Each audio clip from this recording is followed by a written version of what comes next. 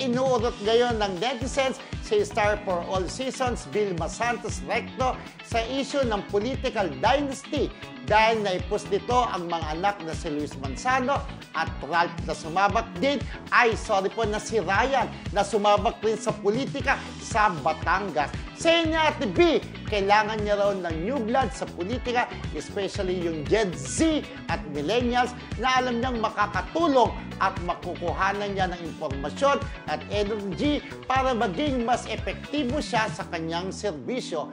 Pero nasa taong bayan pa rin naman ang muling say kung sino ang kanilang iboboto.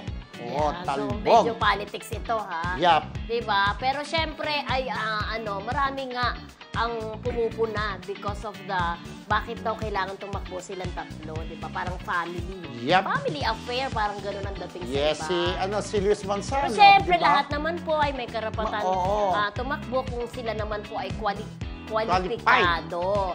At syempre, nasa atin naman, sa taong bayan naman yung kung sino ang kanilang pipiliin. Correct. Sabi nga ni Ate B, kasi kailangan niya ng mga new blood. Yes. Kasi mga bata itong mga kanyang anak na si Ryan po ay tatakbo na congressman. Tapos etong si Luis Manzano ay bilang vice governor, di ba?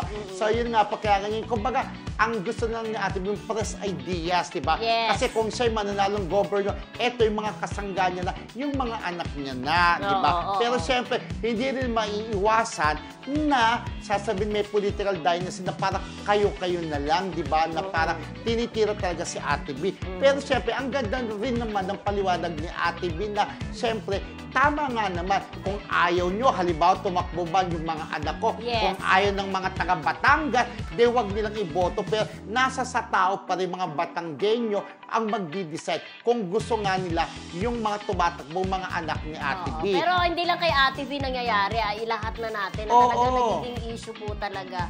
Yung hindi na po talaga natin maiiwasan yung political dynasty na tinatawag. Correct. Hindi lang kay Ate B, pero sa ibang mga kandidato rin na talagang yung magkakamag-anak. Talaga, di ba? Na parang, mayor ng tatay mo, after ng kanyang term, ganyan din ang yung anak. Sila, di ba? Sila Senator Bong, si Lani, si Jolo, lahat si Brian, di ba? Tumatakbo. Pero yun nga, tinanggap naman ng mga kabitenyo. Nasa kanila na lang yun. Nanalo. Pero kung nakikita ko naman na makakatulong naman talaga kung mananalo si Luis at saka si Ryan. Pero ngayon nga talagang tumutulong na sila. Nakikita ni Ate B yung serbisyo na binibigay ni Luis at saka ni Ryan. Di ba? Ang Bicol nga, nasa lanta ng bagyo, ang daming namatay, nangailangan ng tulong. Ito nga rin, kumikilos na rin si Luis dahil pati ang Batangas ay nasa pool ni Bagyong Karen ba yun? Christine.